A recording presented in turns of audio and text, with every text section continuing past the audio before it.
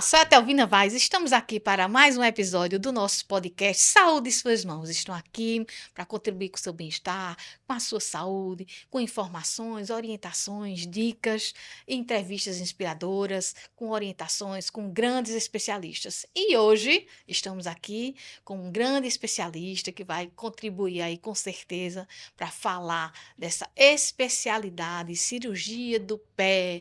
Então, hoje, Ricardo Vilar, aqui com o nosso programa, contribuindo. Viu, Ricardo? Muito bem-vindo. Já agradeço aqui sua presença, seu tempo, sua disponibilidade de estar aqui com a gente. Obrigado, doutora Telvina. Obrigado a todos que estão escutando a gente. É um prazer estar aqui para discutir um pouquinho sobre essa área tão nobre que é a cirurgia do pé e tornozelo.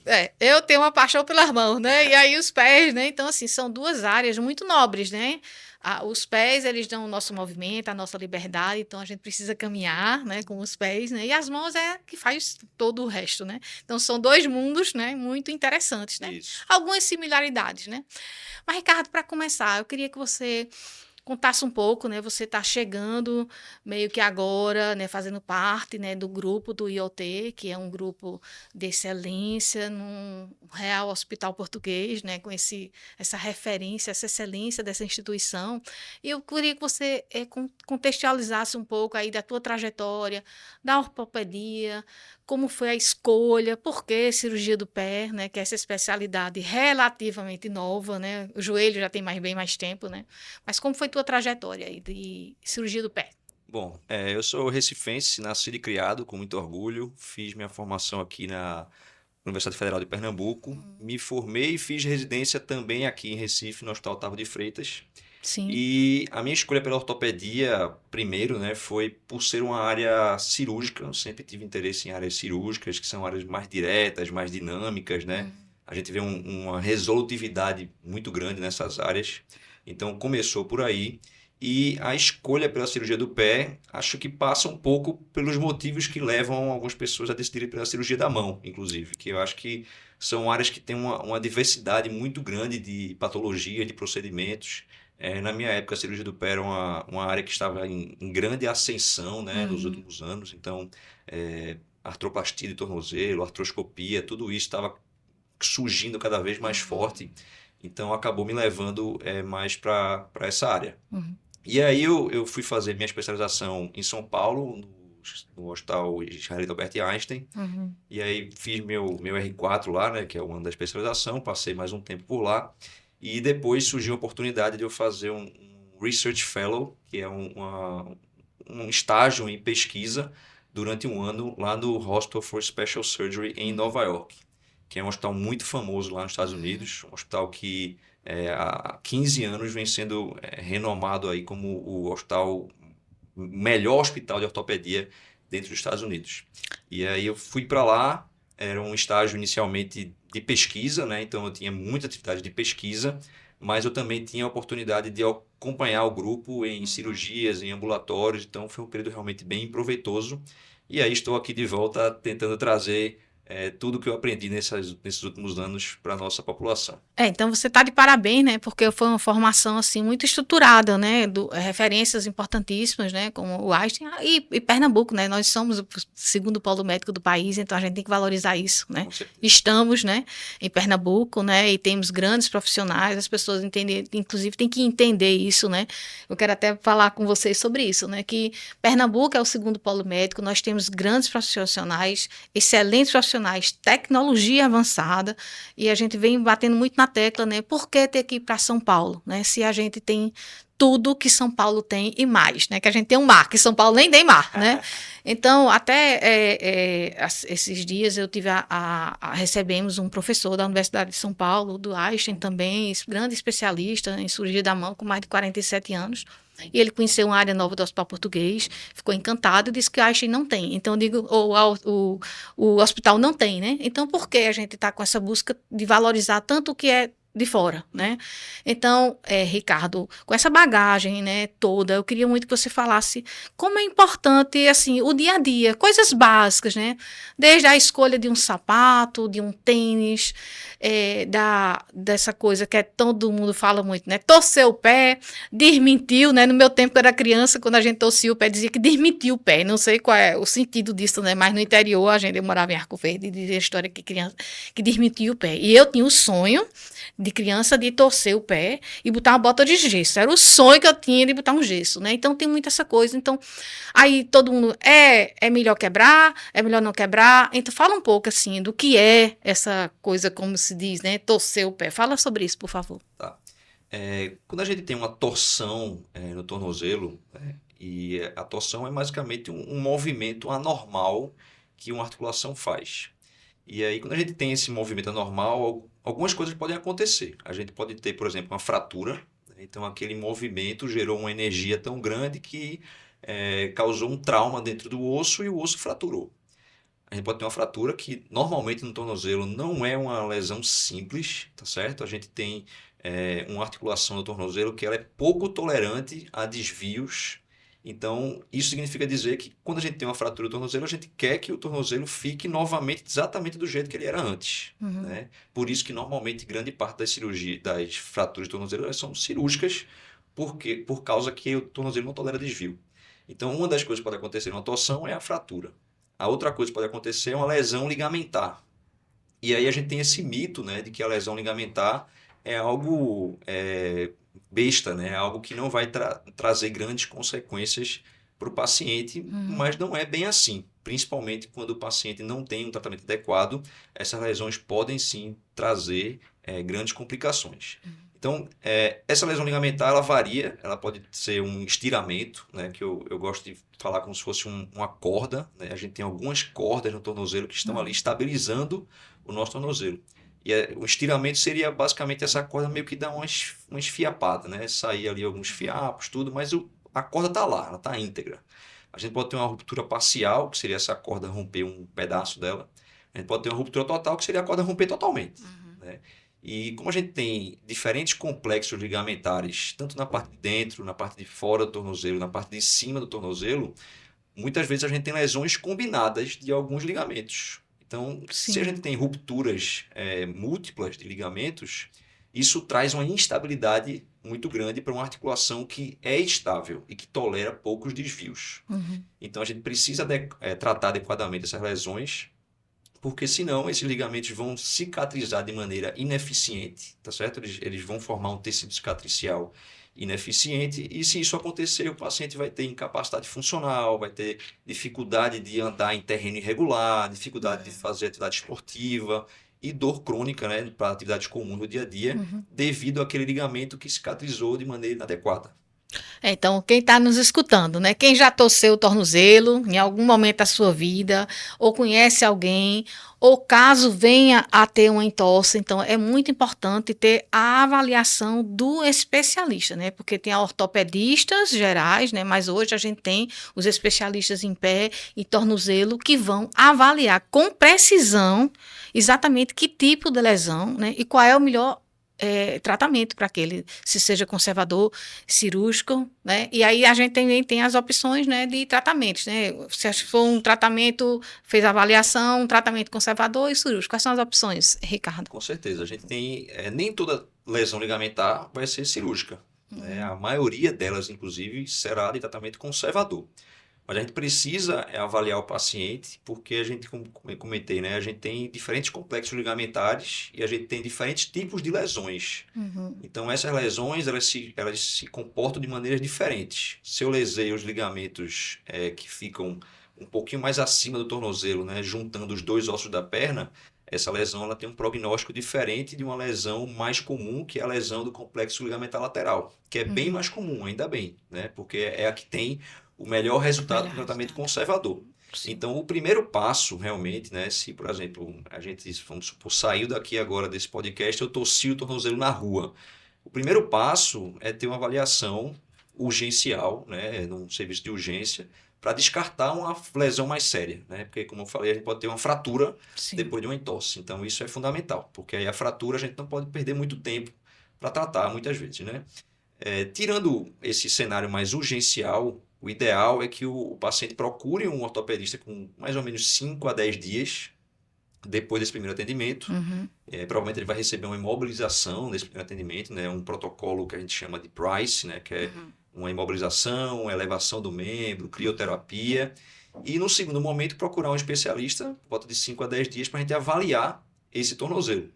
Com 5 a 10 dias a gente já tem uma melhora do inchaço, a gente já tem uma melhora da dor do paciente, e aí a gente consegue examinar de maneira mais fidedigna aquela lesão. Sim. Então eu consigo identificar quais são os pontos dolorosos, quais são os complexos ligamentares que estão doendo, consigo avaliar a estabilidade, que é para a gente muito importante, tá certo? Então, mais importante às vezes do que saber se foi um ou se foram dois ligamentos que foram lesionados, é se aquilo ali está estável.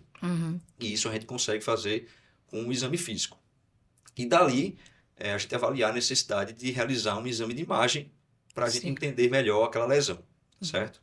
E quando a gente faz essa avaliação, a gente, por exemplo, descobre quais são os ligamentos, qual é o grau da lesão, o que é que o paciente faz, né? Se o paciente é muito ativo, se é pouco ativo. Aí a gente vai escolher o tratamento, baseado em tudo isso. Então, o tratamento varia, mas normalmente vai envolver um período de imobilização, tá? E não precisa ser imobilização a gesso e pé para cima sem pisar. Não, às vezes a gente consegue permitir uma mobilidade precoce, uma imobilização pequena, o paciente consegue retornar às suas atividades de maneira gradual, já com pouco tempo da lesão.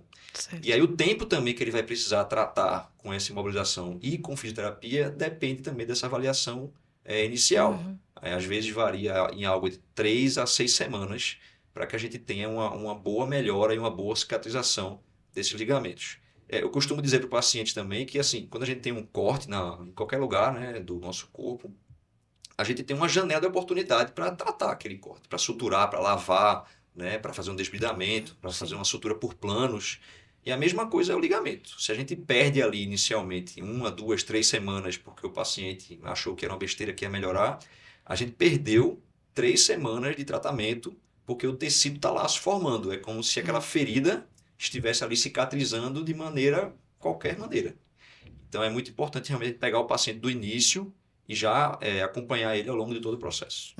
Perfeito. Então, assim, é importante, né, essa precisão diagnóstica, né, essa avaliação, e a gente brasileiro, né, tem um péssimo hábito de se automedicar, de se autorresolver as situações, né, e faz uma medicação, um analgésico, um anti-inflamatório, e acha que aquilo ali vai melhorar, né, nunca fazer isso, né, Ricardo? Minha rotina é encontrar pacientes que fizeram isso e que não melhoraram, né? Então, é tudo que a gente quer evitar. A gente tem a oportunidade, muitas vezes, de evitar uma cirurgia nesses pacientes e a gente perde porque o tratamento não foi bom desde o começo. Só para ter uma ideia da estatística, por exemplo, a gente tem que após uma entorse de tornozelo, uma entorse que foi bem tratada, inclusive, desde o começo, 30 a 40% até dos pacientes podem não evoluir bem e precisar de um procedimento cirúrgico, por exemplo.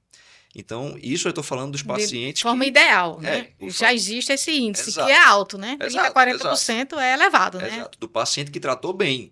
Então, se você pegar aqui 3 pacientes em cada 10 que trataram adequadamente vão precisar de uma cirurgia, mesmo tendo tratado adequadamente, é um índice bastante alto. E aí, se você extrapolar isso para os pacientes que não trataram bem, a gente aumenta com certeza essa incidência. Vai passar de 50%, né? Que já é mais alta ainda, né? E outro dado relevante é, por exemplo, estima-se que anualmente a gente tenha 2 milhões de entorses do tornozelo nos Estados Unidos. Então, veja a quantidade de entorses que a gente tem no dia a dia, né? Então, se a gente botar essa porcentagem de tratamento cirúrgico dentro dessas 2 milhões de entorses só nos Estados Unidos, imagina a quantidade de cirurgia que não precisa ser feita para lesão ligamentar do tornozelo. E você falando agora de números, eu não sei exatamente essa estatística aqui a nível de Brasil, mas só pelo dia a dia, né, é uma lesão extremamente frequente, isso a gente pode afirmar. Com certeza. Mas, assim, dentro do contexto do cotidiano, né, porque, assim, existe os esportistas, né, de alta performance, então eles requerem um tratamento mais agressivo, mais rápido, né? Mas independente de você ser atleta, se você não for atleta, ou jovem, ou não jovem, não importa a idade, né? A articulação de pé e tornozelo é uma articulação de carga Isso, preciosíssima, né? isso, Como isso. o joelho, como todas as articulações importantes, né? Mas as que sustentam peso são sagradas, né? Digamos Exato. assim, né? Tem uma biomecânica mais importante ainda. Então, nesse contexto, o que é que você acha que acontece mais no dia a dia, assim? Que é que mais predispõe você a ter uma entorse de tornozelo? Eu acho que tem um somatório de coisas aqui, né? Primeiro que a gente tem uma grande cultura de realizar esportes de maneira que não é uma maneira ideal, vamos dizer assim, né? A gente faz esportes muitas vezes por hobby. E o que é bom, o que é muito bom, né? Isso é excelente. O problema é que muitas vezes a gente começa a realizar esses esportes sem um preparo físico adequado. Então, eu vou, por exemplo, correr no meio da rua, que é um terreno irregular. Eu vou muitas vezes correr com um sapato inadequado e eu vou muitas vezes correr não tendo um preparo físico ideal, né? Então eu estou acima do peso, não tenho estabilidade do tornozelo de maneira assim funcional, né? Da Pode parte já ter uma anatomia, né? exato, Algumas exato. alterações, Uma frouxidão ah, ligamentar, né? outras patologias, né? Ou peculiaridades Exato. anatômicas, né? De cada um, né? Exato. E aí a gente começa a fazer esses esportes por hobby e aí eventualmente a gente pode ter uma entorse, né? Então esse é um motivo, um dos grandes motivos que a gente vê. Um outro motivo é a nossa cultura também de utilizar sapatos, principalmente as mulheres, né? Sapato alto, bico fino. Então se você junta isso com calçadas irregulares, né? Que não coloca mais sobrecarga naquele tornozelo, muitas vezes a gente tem entorses em decorrência da utilização de sapatos, né? Então eu diria que esses são os dois principais fatores que a gente vê no dia a dia. E um outro fator que está ficando muito frequente é a utilização de celular, né? Como assim? Não, o paciente está descendo uma escada e está usando o celular. Então ele esquece o último degrau e torce o tornozelo. É a desatenção, né? A Assim, desatenção, tá uma sem coisa dúvida. muito, muito forte, isso em todos os sentidos, né? As distrações, né? A gente tá Isso. muito distraído, vai se alimentar com o celular na mão, vai fazer dirigindo com o celular na mão, caminhando na rua com o celular. Então, sinais de trânsito, tá acontecendo muitas coisas por conta dessa distração com o celular, né? É uma Exato. coisa impressionante, né? Exato. E só voltando a uma informação que é muito importante que a senhora citou, é que é uma articulação de carga, né? Nós tornozelo é uma articulação de carga. E é uma das grandes causas de artrose do tornozelo, que é o desgaste da articulação, é justamente uma artrose pós-traumática que a gente chama. Então, diferente do joelho e diferente do quadril, que muitas vezes são artroses primárias, né, que surgiram por algum outro motivo, Sobrepeso, né? Outras sobrepeso, uma alterações. doença inflamatória ou até idiopática, né, que a gente não conseguiu identificar um motivo, no tornozelo é diferente. A artrose do tornozelo, ela geralmente ela é pós-traumática, seja por uma fratura, que muitas vezes veio de uma entorse, ou seja de uma lesão ligamentar que não curou de maneira eficaz e gerou uma instabilidade que Que com levou o a uma tempo vai artrose. desencadear, né? Isso. E o problema disso também é que essa artrose pós-traumática costuma vir em pacientes mais jovens. Então, mais jovens do que o paciente do joelho, que vai ganhar aquela artroplastia lá com 50, 60, 70 anos, né? A artrose do tornozelo muitas vezes vem num paciente de 35, de 40, de 45.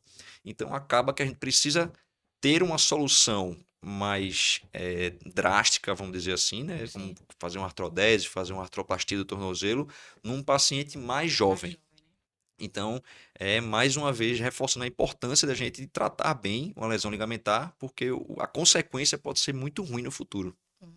É, porque a gente fica achando que só quem tem que cuidar das articulações e dessas lesões ligamentares são os atletas, né? Que é de alta Isso, performance. Não, eu, você, a gente precisa zelar por esse sistema osteomuscular de uma forma geral, não só o pé, não só como o tornozelo, né?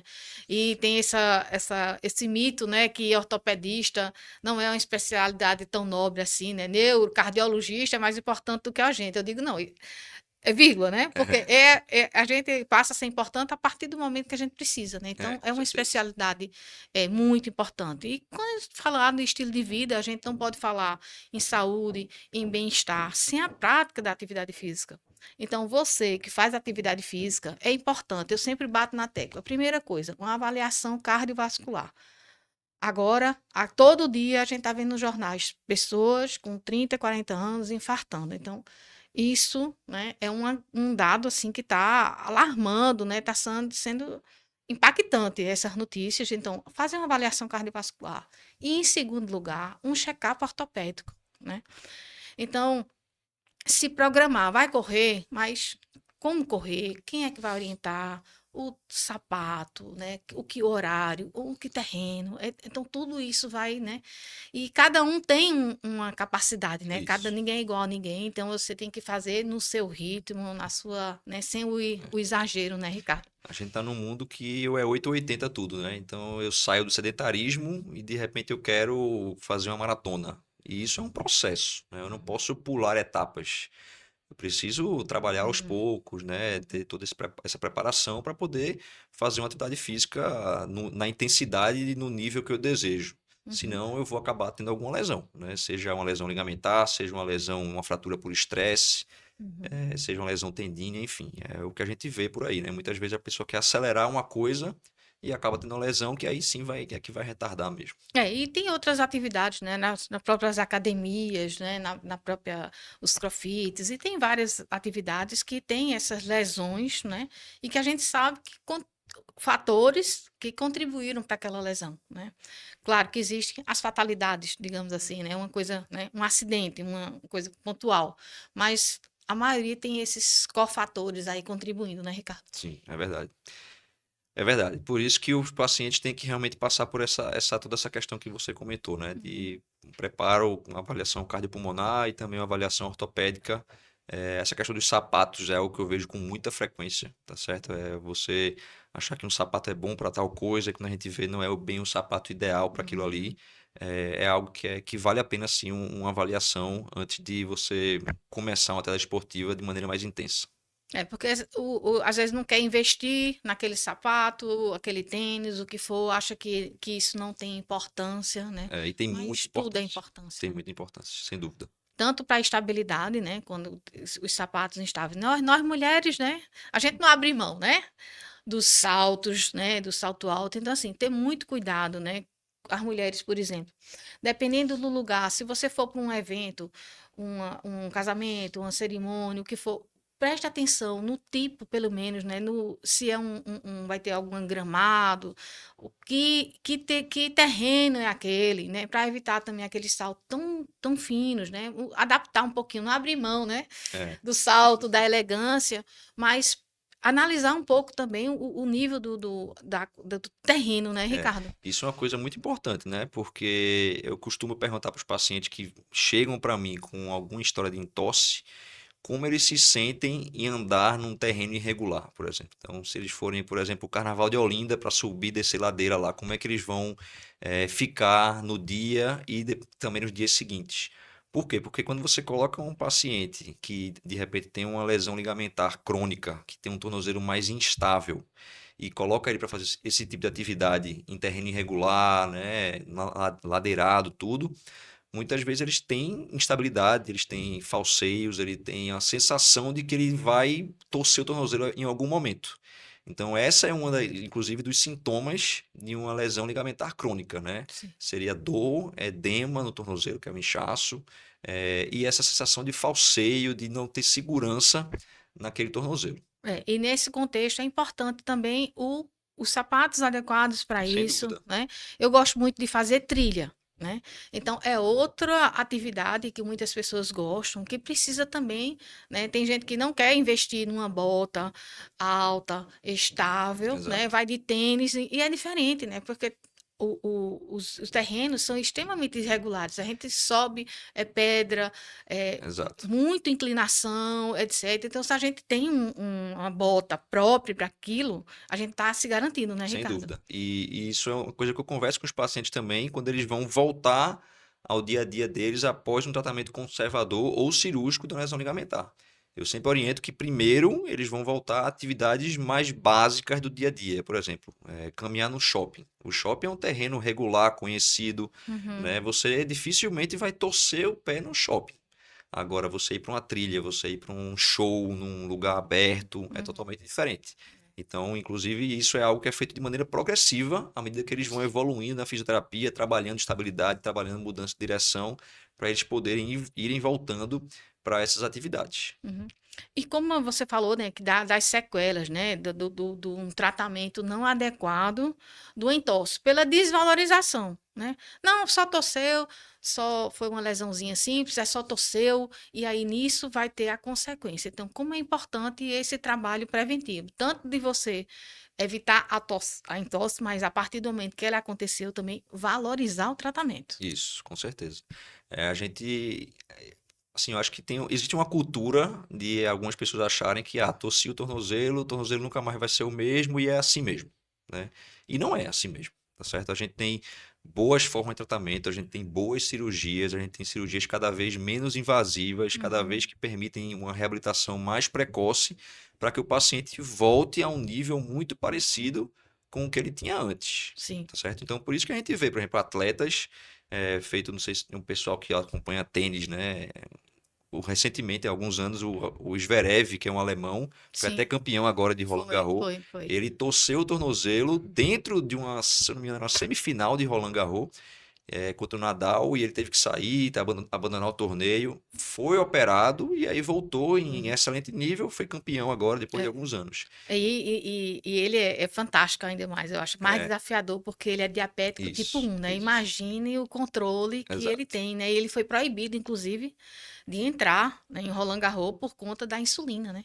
Que ele não podia na época, enfim. Então, assim, foi assim, um exemplo, né, de superação fantástico, Com né? certeza, com certeza. Dele, né? E justamente que eu tenho mais de 30 anos, né? De ortopedia, né? Então, a gente no começo, né? Então, evoluiu muito, né? A ortopedia de uma forma geral, né? Mas a cirurgia de pé também, né? Cirurgia percutânea, artroscopia, isso não foi da minha época de residência, Ricardo. Eu sei. E, inclusive, até hoje é difícil, não é todo serviço de residência que a gente tem acesso a essas coisas, porque foi como se fosse a última especialidade da ortopedia a evoluir para essas cirurgias menos invasivas, artroscópicas, com Sim. implantes menores, mais Uhum. anatômicos, né? Realmente o pé e o tornozelo, acho que foi a mão também, de certa forma, Demorou. demorou para evoluir nesse sentido, né? E graças a Deus a gente evoluiu e a gente tem conseguido excelentes resultados com essas Uhum. técnicas mais modernas, com implantes mais anatômicos que se encaixam de maneira mais fiel àquele osso, né? Que os ossos do pé eles são bem peculiares também, eles têm anatomias diferentes, né? Eles têm alguns ossos são totalmente cobertos por cartilagem, então realmente é uma área bem interessante que tem evoluído bastante. Eu tive uma influência muito grande pelo pé, né? Assim, na época da minha residência, eu tinha dois grandes professores que eram muito envolvidos com a cirurgia do pé. E eu aprendi muita coisa de pé por conta deles, né? Dessa influência, né? Que foi Otávio Borba, que não está mais conosco, né? E Guilherme Cerqueira, né?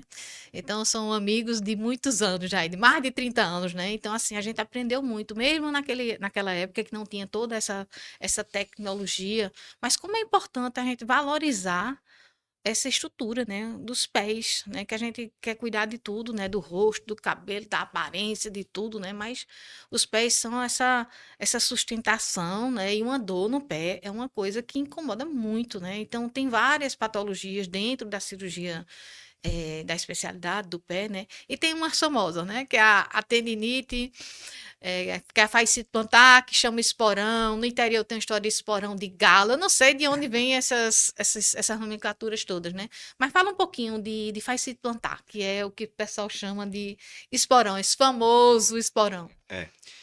A face de plantar, a face a plantar primeiro, né? A face a plantar é um tecido meio como se fosse também uma corda, um tecido de sustentação que a gente tem embaixo do nosso pé. Hum. E é um tecido que ele é importante na transmissão de carga, na estabilização do pé durante a marcha, tudo isso.